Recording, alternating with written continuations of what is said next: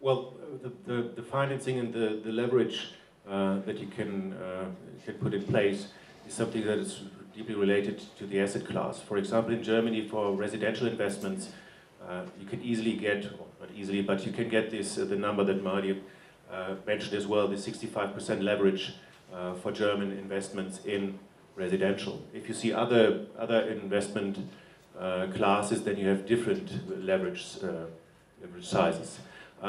Financing is available in for good investments, but it's more like a more detailed game like before. It's also something where the banks look at who is running the properties.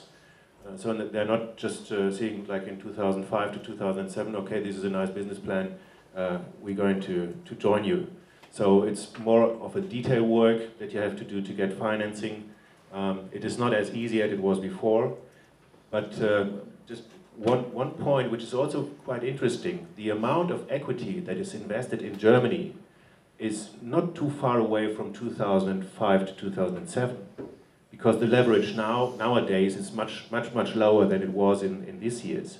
But if you just see the equity portion which is invested in the investment, like this 20 billion turnover that we'll have this year, it's interesting to see that the equity still is being invested in a similar amount than it was in the hype years. Okay, that's interesting. Yes, I think we can say exactly the same thing for France. If we look at pure equity, it's exactly the same figures than 3 or 4 years ago. In fact, if we look at the figures for especially last year, and this will be the same trend this year, it's between probably 75 to 80% of the investment market is really done on the equity, in fact. So it's really the same thing. And when you said, of course, financing is available, the answer is yes, but always the same with very, very good assets and probably available for core assets, and especially the newcomers on financing, i.e. life insurance companies or this type of new financing funds are looking, of course, at core investments again, when in fact financing is not really needed. And the second thing is looking at very interesting value-added or opportunistic investment when the market is not really active at the moment. So it's a critical point on that side. Okay. Stefan.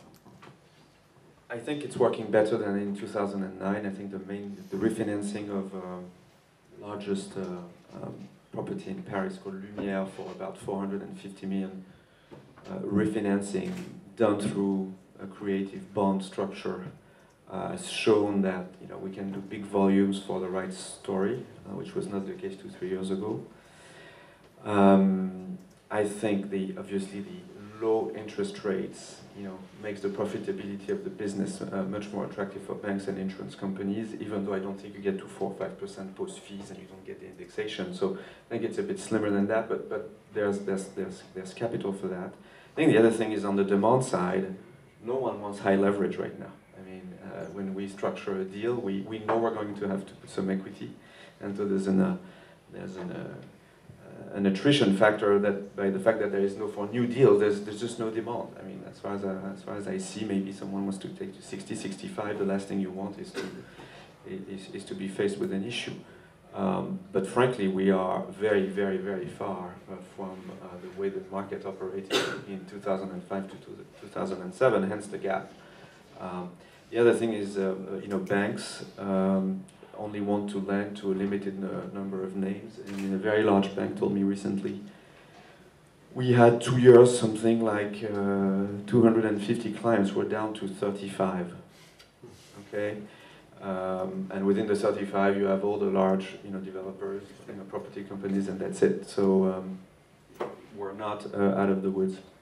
What you want to do, if you're an investment manager, is you want to be part of those 35, right?